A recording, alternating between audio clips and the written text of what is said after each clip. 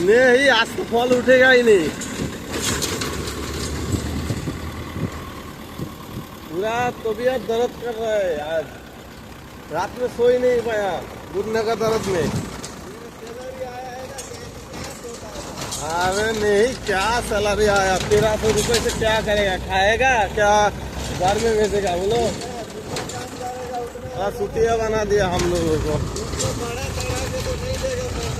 अरे नहीं, चुतिया बनाया, चुतिया बनाया।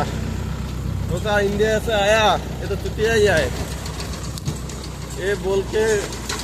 और क्या करे बोलिए?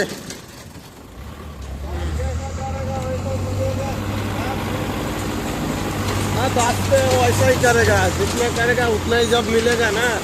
अब थोड़ा ही करेगा, ज्यादा नहीं करेगा।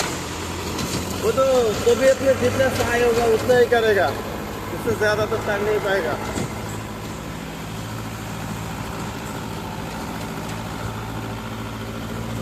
আর বন্ধুরা দেখতেই পাচ্ছ, তার সাথে একটু ঝগড়াও করে নিলাম। কালকে বেতন দিয়েছে, তো কালকে স্যালারি দিয়েছে, স্যালারিটা তো ভালো আসেনি, তাই মন খারাপ। আর এখন দেখা যাক কী হয়। এরকম করে চললে যাই না, কি করতে পারি।